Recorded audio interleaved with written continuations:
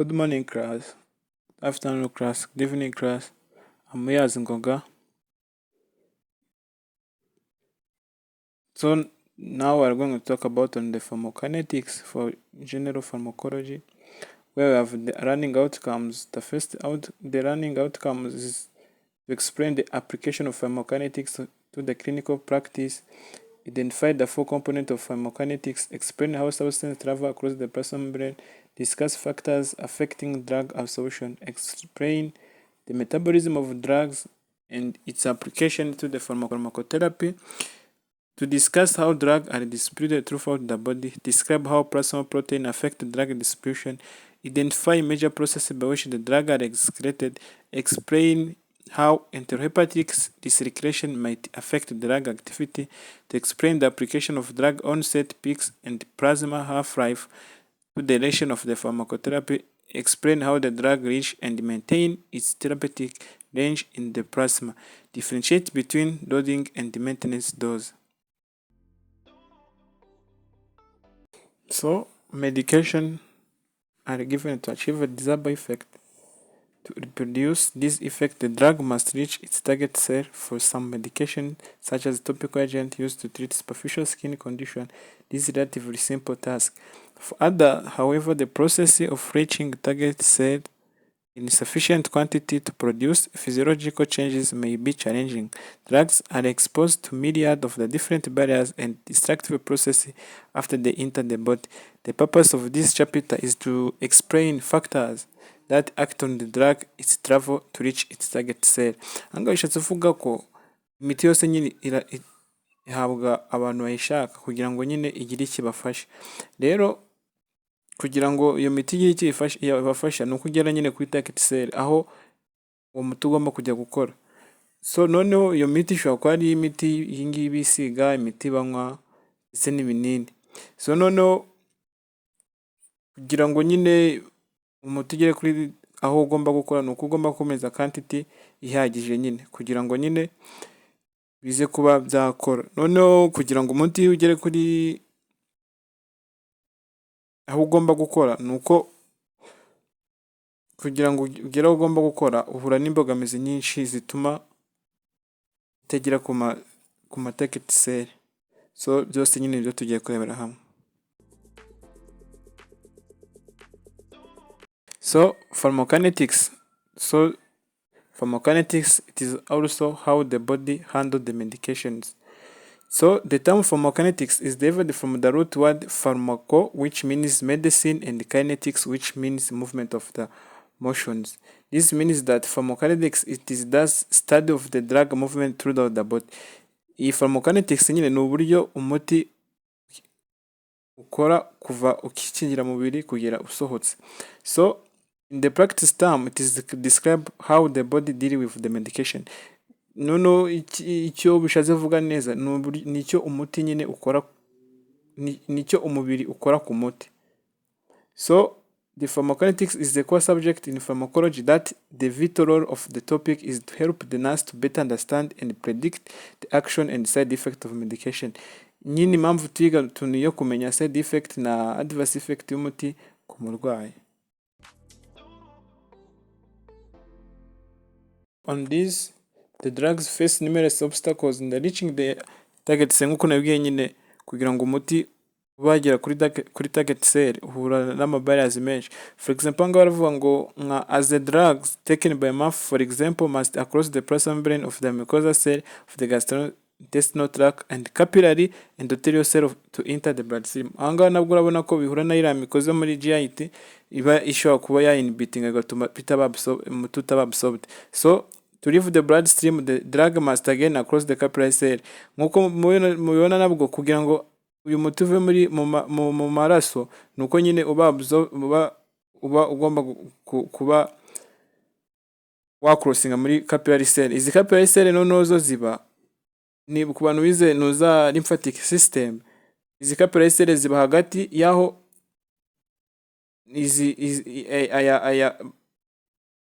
aho aya maraso agenda akajya guhura na nuza n'amaseri ahangaha no capillary cell nabwo cell yose ntabwo yakira ibintu byayo byose. Rero nabwo umuti ushaka kugeraho nabwo kuri munini, cyangwa se ushaka kutuba watambuka kuri iyo membrane ya cell, nabwo ukaba wasigara aho ngaho nukore.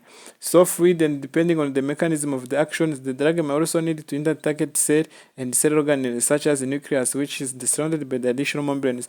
Nabwo ugeze nabwo kuri cell, nabwo ushobora kuba utatambuka neza nyine bitewe na cell membranes cyangwa se muri nucleus uko imeze. The example of just some of the barriers that drug must successfully penetrate before it can produce the response. Rero kugira ngo umuti utange response nuko nyine aho hose wacaho na barriers ufite. Just to continue, while moving toward target cell and passing through the various membranes, drugs are subjected to the numerous physiological processes. For a medication given by the enteral route, stomach acid and digestive enzyme often act to break down the drug molecules. Nibyo bavuga nyine nk'imiti yatanzwe by oral yo mu kanwa, ni GIT isecreting ama enzyme breakinga, cyangwa se liver zisiga producing enzymes breaking iyo miti nyine kugira ngo bikore n'isanzwe mu mubiri. So the enzyme in the liver and the other organs may chemically change drug molecule to make it less. Nibyo nari maze kubabwira.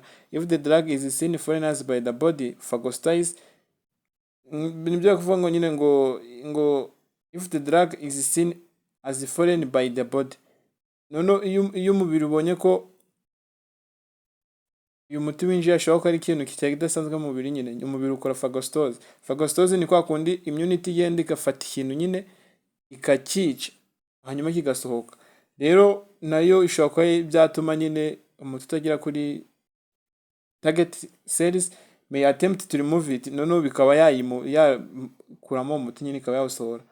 Or an immune response may be triggered. The kidney, large intestine and other organs attempt to secrete the medication from the body. Noneho kidney na large intestine nabyo bikora biri secretinga umuti. These examples illustrate the pharmacokinetics process, how the body handle medications. So the many processes of the pharmacokinetics are grouped into 4 categories, which is absorption, distribution, metabolism and excretion. Iyi pharmacokinetics nyine ni uburyo umubiri nicyo umubiri ukora ku muti. So noneho tugiramo ibice bine, bikorwa mu bice bine. Tugira absorption, kuba nyine wafashe ikintu nyine kikaba cyabsorbed muri blood stream. Noneho tukagira distribution ibera muri blood stream mu maraso, tukagira metabolism ibera muri liver, noneho tukagira na excretion ibera muri kidney ugiye gusohoka. So we have on these tables you see the absorption ishobora kubera mu gifu, ishobora kuba yabera mu mara, mu rura rutoya, ishobora kuba yabera no muri blood stream mu mitsi. So distribution iyo ni bisanzwe nyine ibera mu mitsi, metabolism nayo ibera muri liver, excretion nayo ikabera muri kidney. Picture of how those pharmacokinetics occurs through the absorption, distribution, metabolism and excretions. The passage of drug through the plasma membranes. Also, kugira ngo nyine umuti ubagera kuri target tissues bica mu buryo bubiri. Dushobora kugira active transport cyangwa tukagira diffusions. So as you know, active transport is the movement of molecules or ions across a cell membranes from the region of lower concentration to the region of the higher concentration against the concentration gradient, and this active transport requiring cellular energy to achieve this movement. The diffusions or passive transport is a movement of chemical from an area of higher concentration to the area of the lower concentration. Anga noneho ni concentrations. Uyu muti uva ahantu hari umuti mwinshi winjira nyine hari umuti mukeya. Active transport is a movement of molecules or ions chemical across a cell membrane from a region of lower concentration to the region of higher concentration. Uyu muti noneho uva aho uri muke ujya aho uri mwinshi. Going to start on the pharmacokinetics processes. For the first, it is absorption. Ya absorption rero ukuntu bigenda, niba just nko kuri oral route. Oral route niba uyifashe, absorption ya mbere tugiye kureba turebe ukuntu bigenda. For the absorption is a process involving the movement of substance from its site of administration across the membrane to the secretion fluid. ahangaha bishatse kuvuga ngo nyine absorption icyo bishatse kuvuga ni igihe uba uvuye kuri membrane cyangwa se aho batereye umuti cyangwa se aho wafatiye umuti noneho winjira muri circulations during may be absorbed across the skin and associated mucous membranes. Noneho iyi ngiyi ushobora no kuba waba absorbed ushiye kuri skin y'ingi y'amawiment batanga cyangwa se ingi batera basiga ku ruhu ikaba yakinjira muri mucosa membranes, or they may move across the membrane that line to the gastrointestinal or respiratory tract. So most drugs, with the exception of the few topical medication, intestinal anti-infectives, and some radiologic contrast agent, may be absorbed to produce effect. Avuga ko nyine iyi ngiyi nyine nayo itanga effect. So on the absorption is the primary pharmacokinetics factor determining the length of time it takes a drug to produce its effect. Bavuga ko nyine absorption niyo igaragaza igihe nyine umuti uri buze kugira mu mubiri cyangwa se n'igihe uri buze gukorera cyangwa se n'akamaro uri bukore, biterwa nyine n'umuti wabaye absorbed. In order for the drug to be absorbed it must dissolve. Kugira ngo nyine n'umuti nabwo ube wajya muri bloodstream nuko uba ugomba kuba wayi dissolve nyine nuko wakivanga. So the rate of dissolution determine how quickly the drug disintegrate and disperse into the simpler form. Noneho igihe umuti umara uri kwidissolvinga cyangwa se uri kwivanga nibyo bigena igihe umuti uri buze kugira ute, uri buze kuba wagera muri bloodstream. Therefore, drug formulation is important factor of bioavailability. Noneho n'uburyo umuti bawukozemo nibyo nyine bishobora kuba byatuma byakihutisha absorptions. So we have notable in general, the more rapid the dissolution, the faster the drug absorption. Niba umuti wivanze vuba na absorption iba vuba kandi umuti ugatangira gukora vuba. At other extreme, some drugs have shown good clinical response as slowly dissolved during the such as these T3 and T4 administered from the dissolution of the thyroid symptoms. In some instances, it is advantageous for the drug to disperse rapidly. In other cases, it is better for the drug to release slowly where the effect or more prolonged for the positive therapeutic effect. Anga nyine ushobora kukubaza ngo vuga factors eshatu zituma absorption yihuta. Ikintu cya mbere twabonye ko dissolution, umuti uburyo wivanga byihutisha absorption.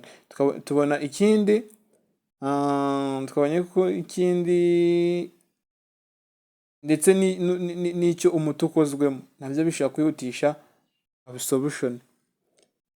So absorption is a condition on many factors. Drug is exile or syrup formulation are absorbed faster than tablet.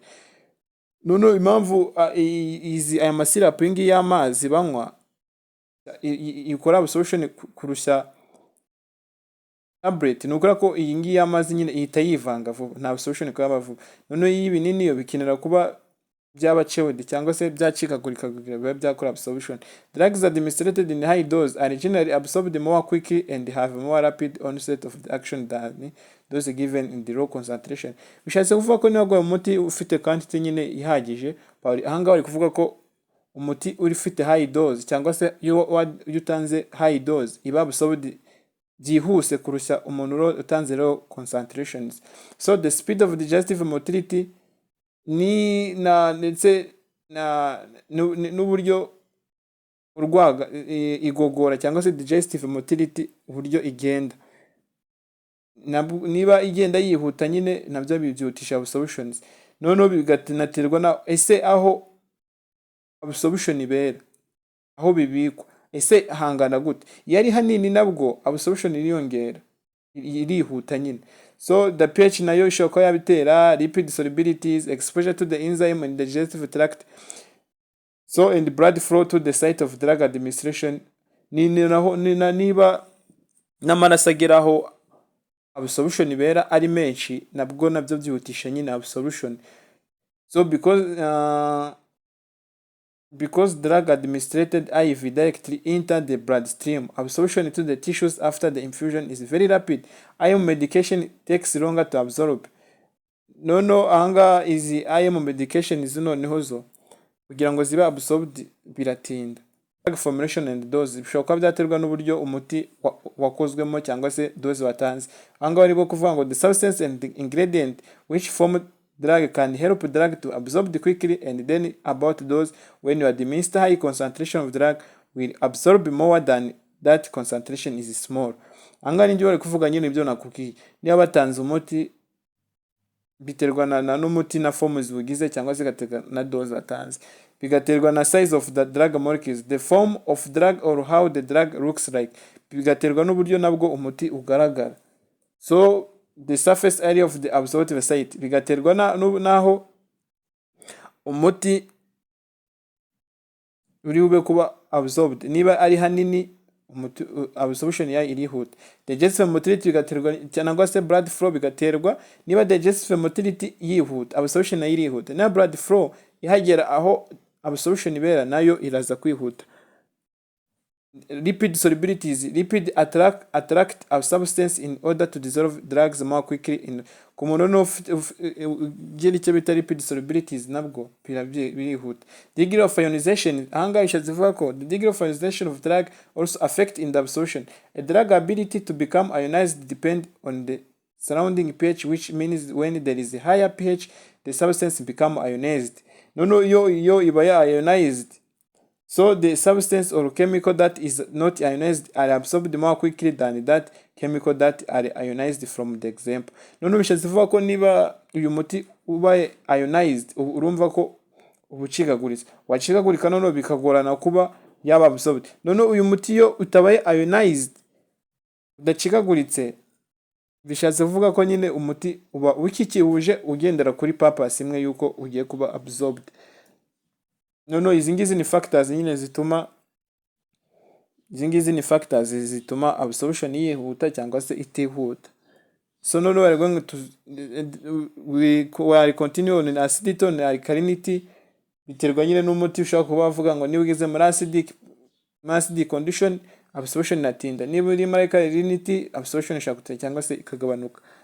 So murabona imiti isanzwe.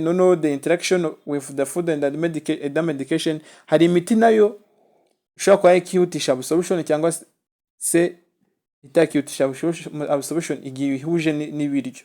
For example nka kwariteme barakubwira ngo uze kuyinywesha amata kugira ngo absorption yayo yihute, nibyo watangaga hariya nyine. So the notable nurse must aware of drug interaction and advise patient to avoid known combination of food and medication that significantly affect drug actions. Ahangaha nyine bishatse kuvuga ko niba ugiye gutanga umuti uba ugomba kumubwira uyu muti ukorana n'ibi ngibi, wenda ni ibiryo n'ibiki cyangwa se ntago bikorana, abagomba kubimenya nyine.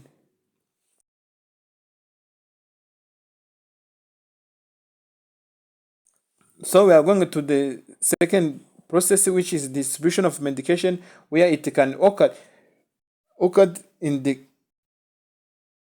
bloodstream. Also iriya absorption ishobora kuba yabera muri stomach cyangwa se ikaba yabera muri small intestines, no absorption ishobora kuba zabera. For distribution involves the transport of drug through the body. Distribution iyo icyo ukora ni uko yamuvinga umuti uciye muri bloodstream. The simplest factor determining the distribution in the amount of blood flow to body tissues. The heart, liver, kidney, and brain receive the most blood supply. Skin, bone, and adipose tissues receive lower blood supply. Therefore, it is more difficult to deliver high concentration of drug to this area. Bari kuvuga ko nyine umutima, umwijima, impyiko n'ubwonko byakira amaraso menshi, ariyo niyo mpamvu n'umuti mwinshi ariyo ujya. So skin, bone, and adipose tissues, noneho akavuga ko amaraso agera aba ari makeya, niyo mpamvu agerayo doze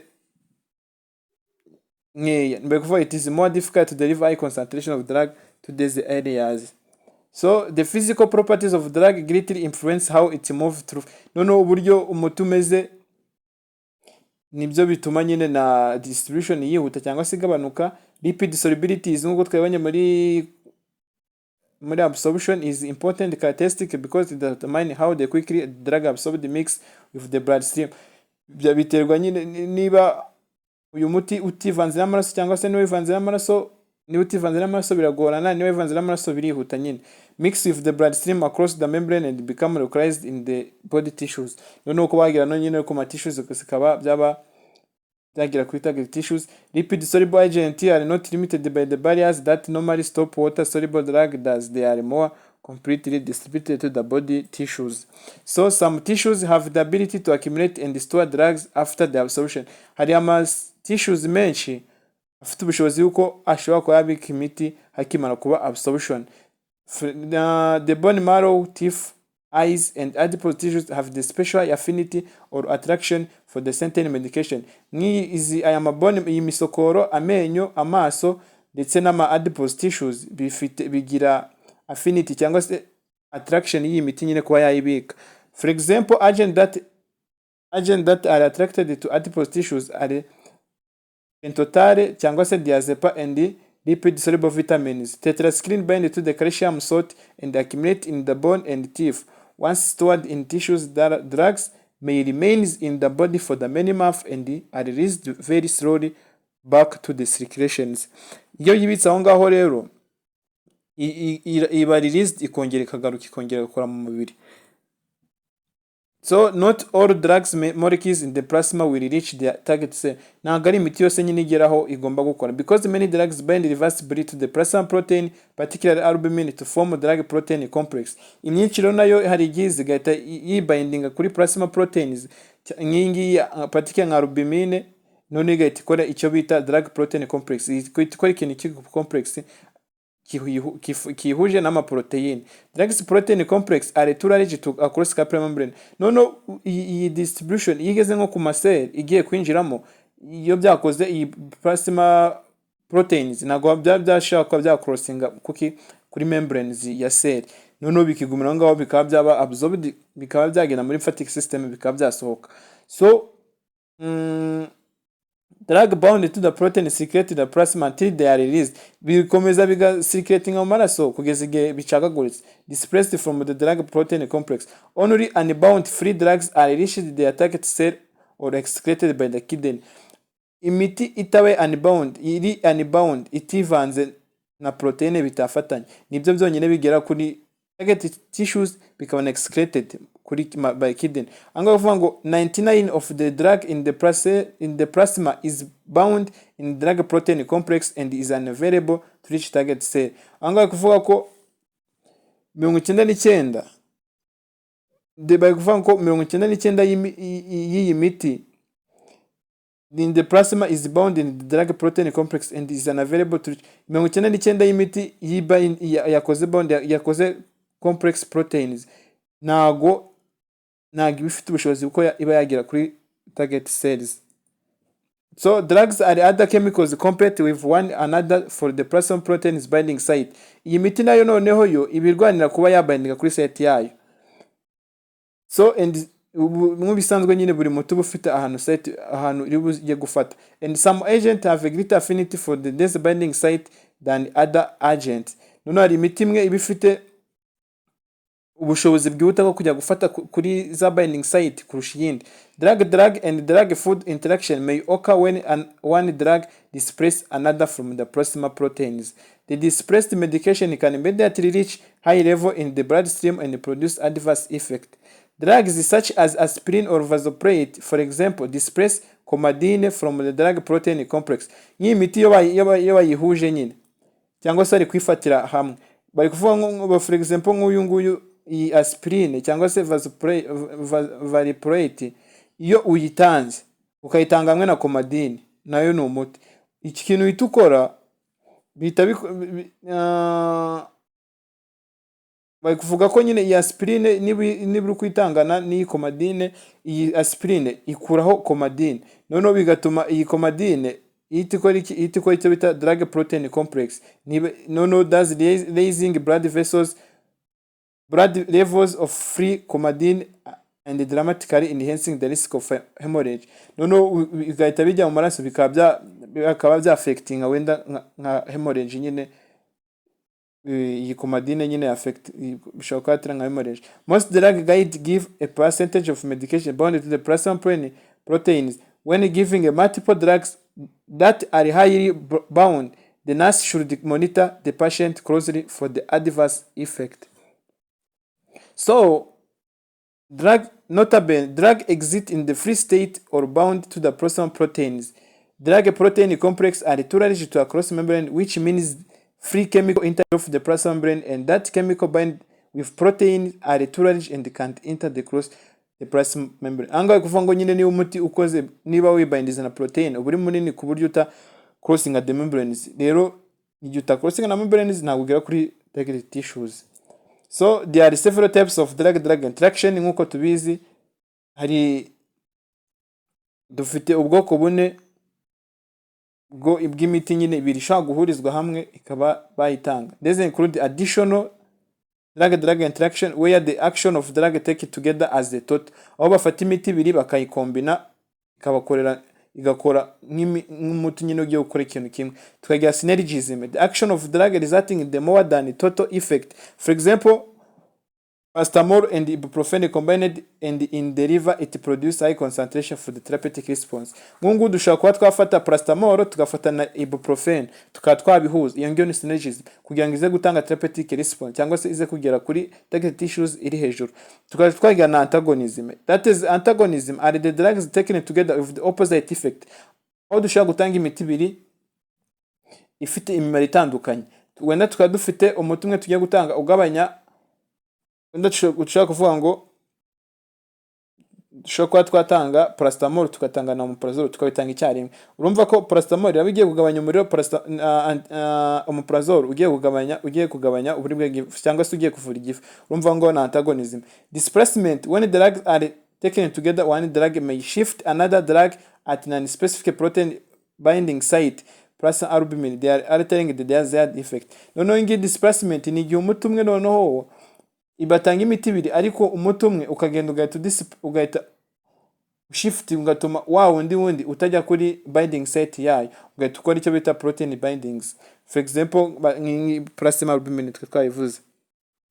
So the brain and the placenta possess special anatomic barriers that prevent many chemical and medication from entering. These barriers are referred as blood-brain barriers and fetal placenta barriers. Some medications such as sedative, such as opioid and sleeping-inducing drugs such as isopridenol and anxiety agent and anticonvulsant lead across the blood barriers to produce action in the central nervous system. In contrast, most anti-tumors medication don't easily cross these barriers. Angahe kuvuga ngo nyine mu bisanzwe brain ndetse na placenta bigira barriers zikomeye, aho imiti kugira ngo igere muri brain aho ihura na barriers nyine zitandukanye, cyangwa se kugira ngo umuti ube wava ku mwana ku mumama ujya ku mwana nabwo biba bigoranye. Rero habavuka ikibazo yuko imiti ishobora kutageraho byihuse cyangwa se ishobora kutagerayo. Niyo mpamvu wenda for example zari nko kuri nk'abantu bafite ikibazo cya meningitis, usanga nka dose ya ceftriaxone ari gutanga bayidaborinze. Niba basanzwe ku muntu ufite ikibazo gisanzwe bamuhereje 1 gram, ugasanga nko kuri meningitis bari gutanga gram 2. Nuko babazi ko kugira ngo ugire mu bwonko nyine biza kuba bitoroha na ya gram imwe niyo bayitanze gram imwe ushaka kutagira, bakavuga ko nyine no bagiye gutanga gram 2 kugira ngo nyine hagire umuti ugera kuri brain ube wafashe. So the fetal placenta nibyo navuga nyine kuri placenta haba ari barriers zishobora kuba zatuma utagerayo neza, nabwo niko nko yemeza. So we are going to jump on the metabolism and the medication of medications. Metabolism, also called as biotransformation, is a process of chemical converting a drug to form that is usually more easily removed from the body. Metabolism involves complex biochemical pathway and reaction that alter drugs, nutrient, vitamin and minerals. The liver is the primary site of drug metabolism, although the kidney and the cells of the intestine tract also have high metabolic rate. Angaba bari kuma baravuga ko nyine metabolism ubundi nukuba nyine ni process aho umuti bakonvertingamo ikindi kintu uburyo umubiri nyine uribone ko ari ibintu bisanzwe kugira ngo nyine biba byagera kuri target tissues biba byakora. Aho bari kuvuga ko nyine metabolism involves a complex biochemical pathway and reaction that alter drugs, nutrients, vitamins and minerals. liver is primary site none bavuga ko livers ni cyo gice cya mbere gikora metabolism. Bashobora kuzakubaza nko muri exam kubaza tese ni ikihe gice cya mbere niye primary site habera drug metabolism, bavuga ko ari liver, ni liver. None tukashobora kuba twagira ibindi bavuga ko kidney na intestinal tract nayo ishobora kuba haba high metabolic rate, ariko primary ni ngiyi liver. So medication undergo many types of biochemical reactions.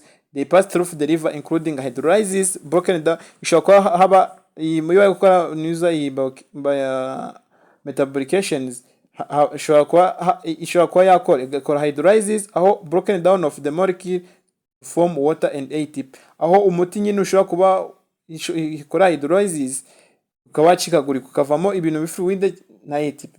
Nono metabolication yindi ishobora kuba yaba oxidations, aho haba combination of substance of oxygen, aho umuti ushobora kwicombininga na oxygen, cyangwa se akaba reductions.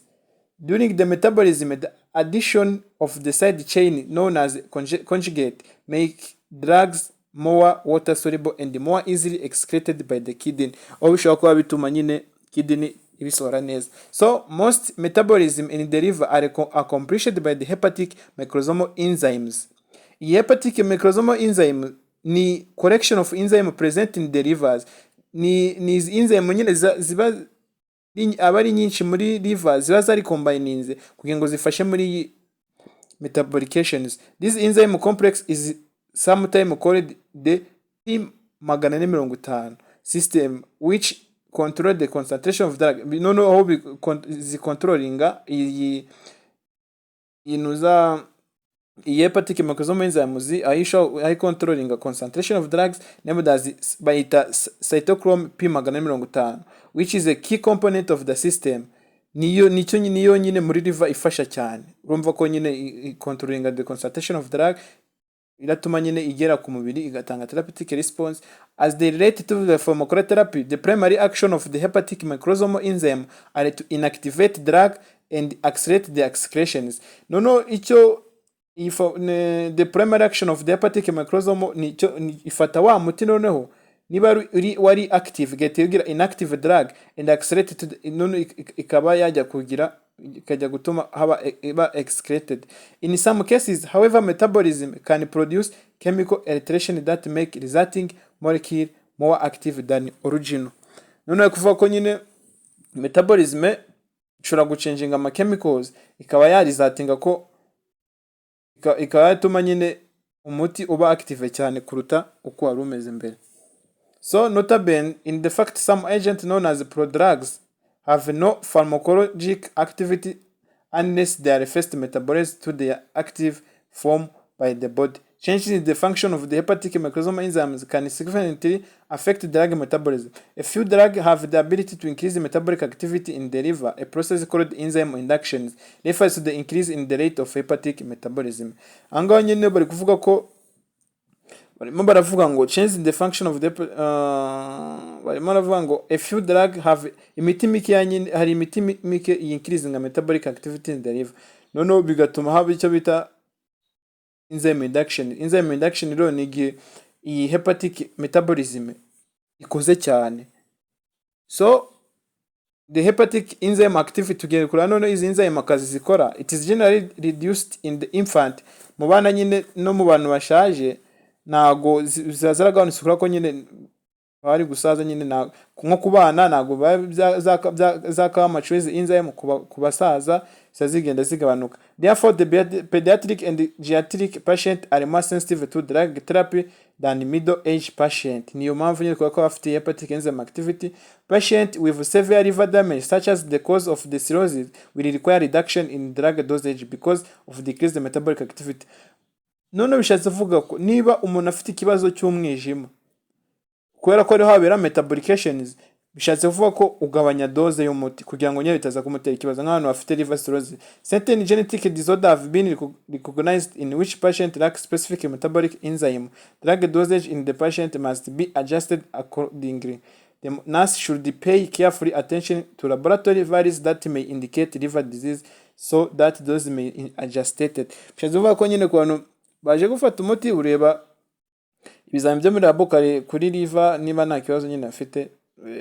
So does the blood pass through the liver circulation, the drug can be completely metabolized to the inactive form before they ever reach to the general circulation. Nono iyo uyu muti ugiye kuza muri general circulations, twabonye ko haba absorption, hamara kuba absorption igahita ijya muri portal vein, kuri aba ngaba bafashe ibice muri GIT byangiza igahita bijya muri liver. Noneho mbere yuko miti ujya muri general blood stream, uyu muti nyine uba inactive, nibyo bavugaga.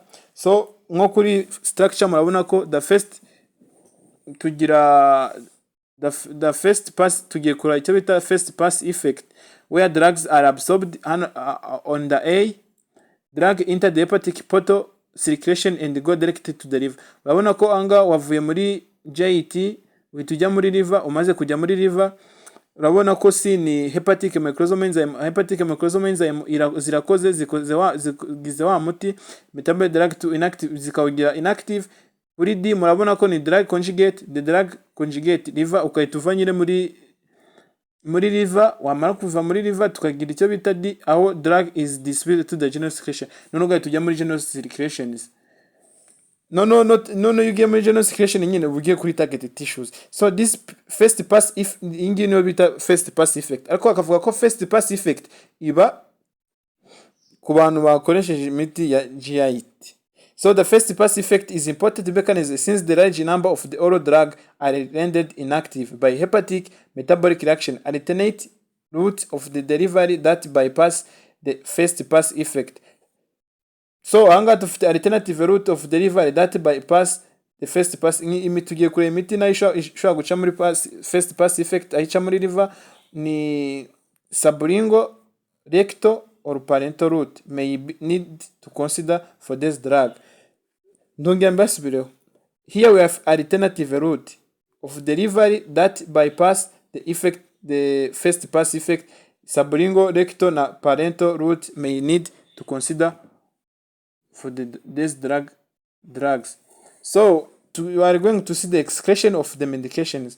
Drugs are removed from the body by process of the excretion. Nkuko twayibonye tumaze kubona metabolism iyo muti umaze kuba inactive uvuye muri liver uhita usohoka ukajya muri general circulation. Ujya muri general circulation rero ugera kuri blood capillaries, wakugera kuri blood capillaries ugahita uba absorbed ukinjira kuri target tissues. Iyo umaze kuba kwinjira muri target tissues rero birakoreshwa, byamakoreshwa ari bisohoka ari n'ibyari bisigaye hanze. None tugiye kumira excretion, ibyo bisigaye hanze ya cell byo birasohoka gute? Bisohoka through the kidney.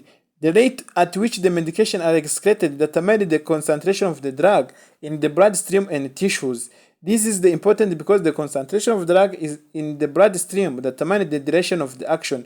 Pathologic states such as liver disease or renal failure often increase the duration of drug. Angora kuvuga niba umuntu afite liver disease cyangwa se afite renal failure biratuma umuti uguma mu mubiri gihe kirekire.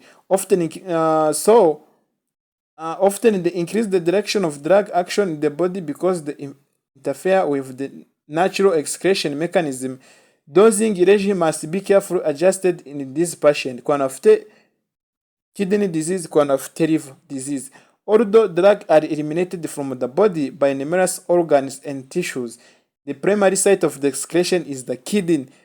Kidney new primary site of the excretions. So in the average size person, approximately 100 liters of the blood is filtrated by the kidney each day. Free drug, water-soluble agent, electrolyte, and small molecules are easily filtrated at the glomerulus. Babona ko nyine iyi miti biba byoroshye ko iba absorbed kuri glomerulus. Urabize ko glomerulus ya nephron niyo yabsorbinga ikanungura kugira ngo ibifate nyine. Protein blood cell conjugate and drug protein complex are not filtrated because they are large. Ibingi aya protein ama blood cells ama conjugate and drug protein complex kandi byihuje byanze kwinjira muri cells nabyo ntago are filtrated kubera ko biba biri afite large size. So after filtration at the renal corpus chemical and drugs are subjected to the process of reabsorption in the renal tubule. Angano no nga tugiye kuri mechanism nyine ya kidney uburyo ikora. Mechanism of reabsorption are the same of the absorption elsewhere in the body. Absorption y'umuti rero imeze kimwe na absorption isanzwe ikorera reabsorption isanzwe ikorerwa muri kidney. Bavuga ko non-ionized and lipid soluble drug across the renal tubular membrane easily and return to the circulation. Iyi miti yabaye iri non-ionized cyangwa se lipid soluble twavuze ko ifite affinity yo kwinjira yo kuma target tissues yo absorbed byihuse agasubira muri circulation. Ionized and water soluble drug generally remain in the filtrate for excretion. Aya water soluble ni imiti yaba iri ionized nkuko twayibonye ibyo bihita bisohoka mu myanda. There are many factors that affect the drug excretions and include the following. Tugiye kuri no factors zituma umuti usohoka.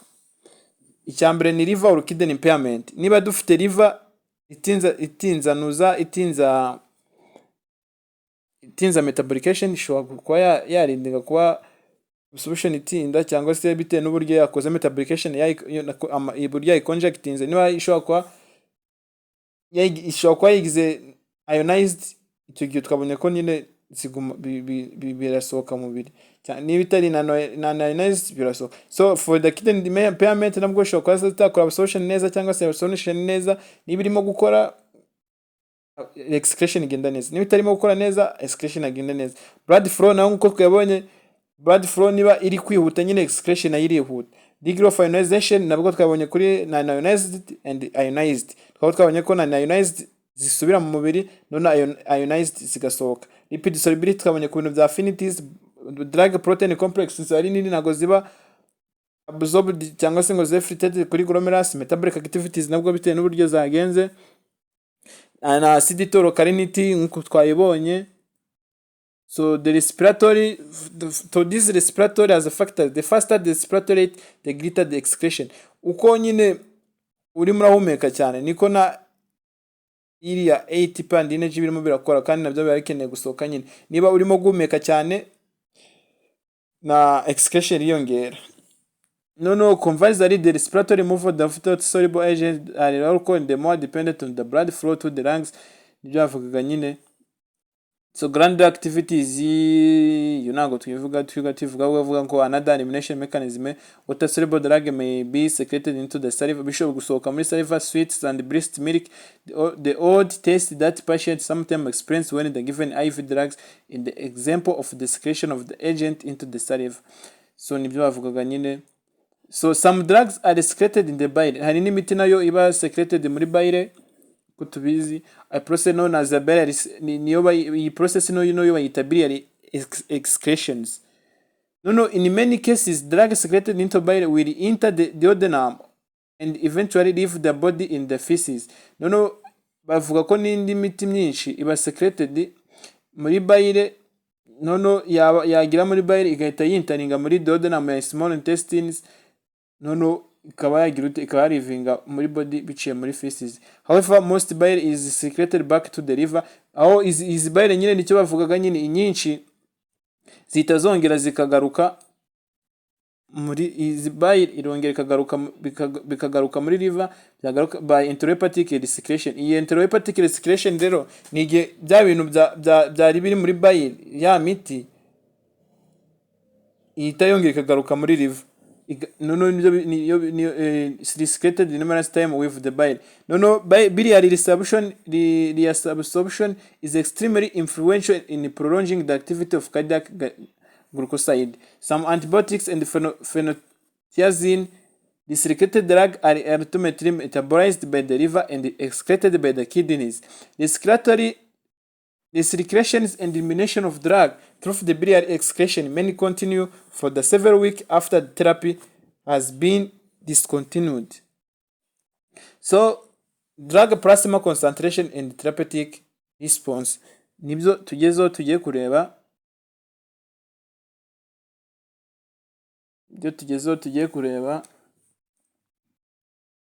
So, the therapeutic response of the most drug is directly related to their level in the plasma.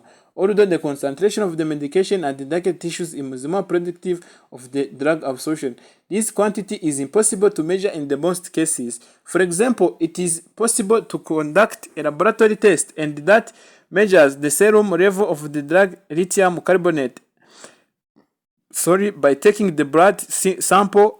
It is far different matter to measure quantity of this drug in neurons within the central nervous system. Indeed, it is common practice for nurse to monitor the plasma level of the certain drug that have the low safety profile. So for notabene, if the body of the patient has low concentration of the plasma in the blood, white blood get drug which help to make a therapeutic response, and that plasma help white blood cell to divide and become stable to fight against pathogen. And if they are in low concentration of plasma, the therapeutic response not reached or reached well.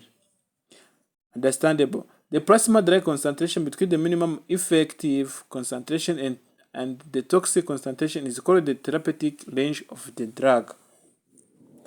Do you catch it?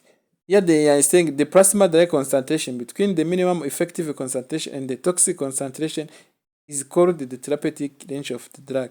Iyi therapeutic range of the drug bishatse kuvuga ko ni ingano nkeya y'uko umuti wakoze kugeza ku ngano nini aho umuti ushobora kuba gutera ibibazo. Hagati y'aho ngaho nicyo bita therapeutic range of drug. So these values have a great clinical significance. For example, if the patient has severe headache and is given half of the aspirin tablet, the plasma level will remain below the minimum effective concentration and the patient will not experience pain relief. 2 or 3 tablets will increase the plasma level of aspirin into the therapeutic range and the pain will subside. Bishatse kuvuga ko nyine niba umuti uri hasi cyane uba uri munsi ya minimum effective. Niba uri munsi ya minimum effective ntabwo uri bukore. Bishatse kuvuga ko waguriza umuti uri hagati ya minimum effective concentration na toxic concentration, ariyo bita therapeutic range of the drug, aho umuti nyine ushobora kuba wagufasha. Nicyo bavugaga nga. For example, taking 6 or more tablet may result in that adverse effects such as jet bleeding or mu gihe wafashe overdose uba ugeze muri toxic concentration aho ushobora kuba wagira ikibazo nka bleeding n'ibiki byose. For each drugs administered, the nurse goal is to keep its plasma concentration in therapeutic range. Rero kuvuga ko nyine iyi plasma bashaka ko iyi plasma concentration bigomba kuguma muri therapeutic range, aho bishaka biri hagati ya minimum na toxic, bikaba hagati bitagomba kujya muri toxic cyangwa se bitagomba kujya muri dose hasi. So for some drugs, the therapeutic range is quite wide for the medication. The difference between the minimum effective dose and toxic dose may be dangerous na low. So in summary, for the drug plasma concentrations means that the concentration of drug that are in the blood and the blood concentrations. This is the plasma concentration. Bivuze ko nyine ni ingano y'umuti uri mu maraso ndetse n'amaraso arimo. Niyo bita plasma concentration. Nayo maraso arimo n'ibintu byose birimo ndetse n'umuti urimo. Niyo bita drug plasma concentration. So if it is a high pressure or low pressure, perform the therapeutic response. Ibingi niyo biri muri normal nibyo bitanga therapeutic response. So we are going to talk about on the onset, peaks, level, direction and the drug effect. Tugiye kureba nyine onset. The onset of drug action represents the amount of the time it takes to produce a therapeutic effect by drug administration. The onset of drug ni igihe nyine umuti utangira gukorera. Igihe umuti uri butangira gukora mu mubiri baguteye. Factor that affect drug onset may be many depending on the numerous pharmacokinetics variables teganya ya pharmacokinetics process ikono yagenze as the drug is absorbed and then began to secrete throughout the body. The level of medication reaches its peaks. Noneho umuti nabwo utangira gukora iyo wageze kuri peaks, kugasongera nyine umaze kubona ko ugeze hagati ya minimum ndetse na level nyine ushobora gukora utari burengere ahantu ushobora kuba toxic.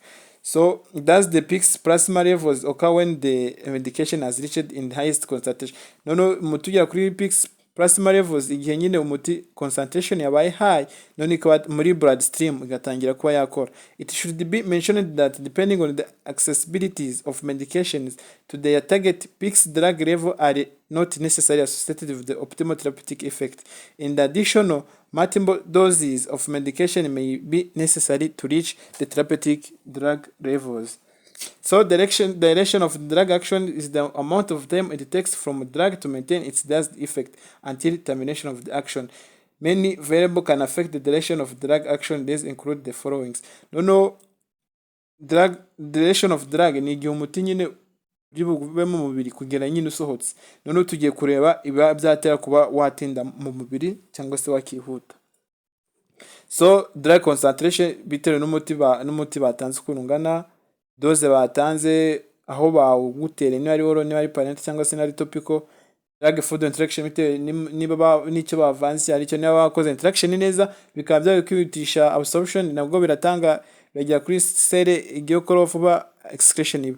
Drug supplement interaction, drug herbal interaction wakoresha ibyatsi na drug interactions. So the most common description of drug duration of the action is plasma half-life, defined as the length of time required for the plasma concentration of medication to decrease by the 1/2 after administration. Some drugs have half-life of only few minutes, where others have half-life of several hours or days. The longer it takes medication to excrete, the greater the half-life. Tugiye kuvugana kuri iki kintu nicyo kinakomeye ku bintu bya drug administrations, aho njye nkunda kubabwira baravuze ngo bamwe ngo urafata paracetamol ni tiide ni gadura ifata gatatu ku munsi rero murumva ko ni buri amasaha 8. Ntago nababwiye ko ibintu byo mu gitondo saa 5 nimugoroba ntago bibaho. Niba bafashe ibinini bibiri bya 1 gram bya paracetamol ukaza kwifata hashize amasaha 8, ukongera kwifata hashize andi masaha 8, ukongera kwifata hashize andi masaha 8.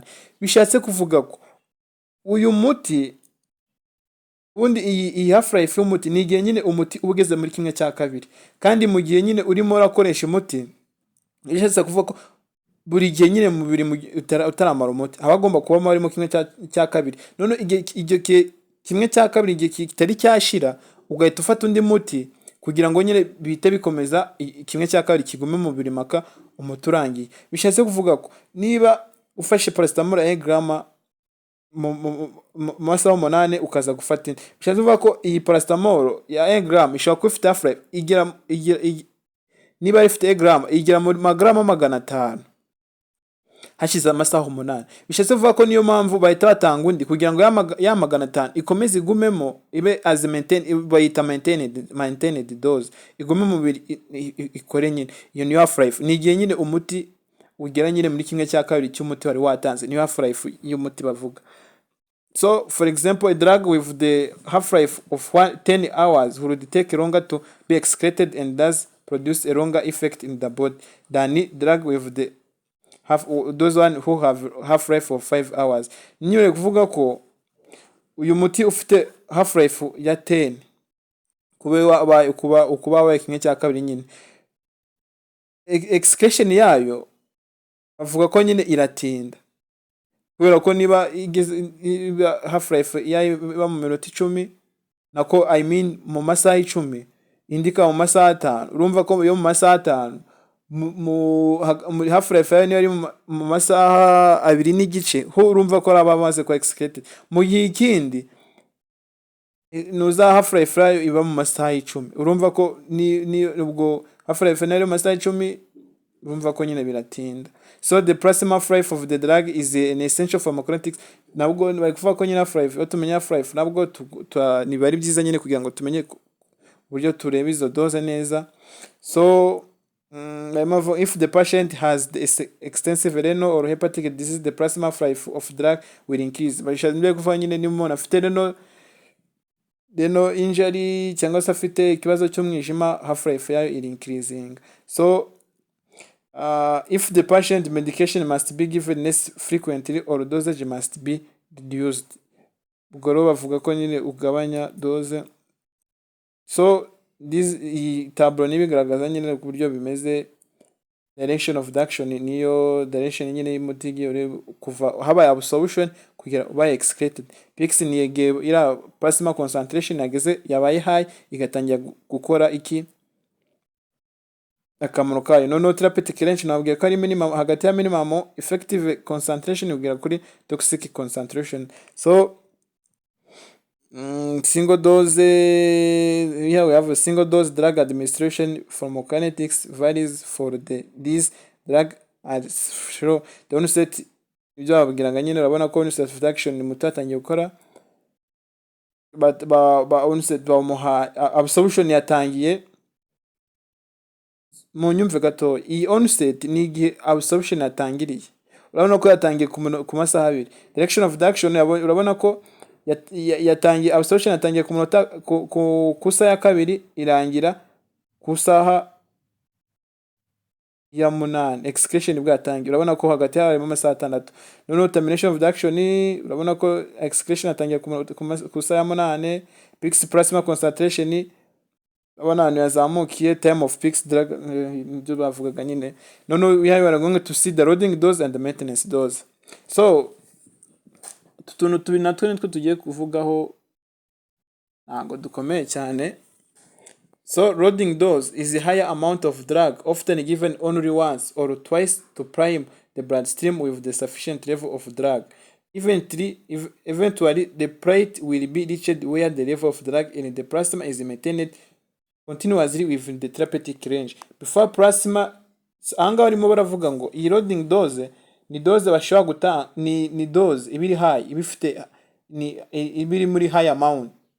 Urumva mu nyumve neza ntago yo ibiri bugere kuri nuza kuri toxic range. Ni bashobora gutanga rimwe cyangwa se akayitanga kabiri kugira ngo nyine ricinge muri blood, none itange icyo bita sufficient level of drug. Ishobora kuba nyine yayitikora. Uratora byumvikana bayitanga rimwe cya kabiri. Noneho iyi maintenance dose yo barimo baravuga ngo before plasma level can drop back toward zero, intermittent maintenance dose are given to keep the plasma drug concentration in the therapeutic range. Nabibabwiye kuri paracetamol, niba baguha 1 gram paracetamol half life yayo ikaba imeze muri 150, ya 150 agomba kuyimaintaininga kugira ngo yo igigumamo kugeza imiti itarashira. Iyo ngiyo niyo bita maintenance dose, kuko babirinda ko nyine ya dose iri mu mubiri nyine ishiramo ikagera kuri 0. Half life nibigeze baguhereza undi kugira 150 igikibamo. So although the blood levels of drug fluctuate with this approach, the equilibrium state can be reached almost rapidly as with the continuous infusion. Loading dose are particularly important for drug with prolonged half-lives and for situations in which it is critical for raise drug plasma level quickly, as might be case when demonstrated antibiotics for the severe infection.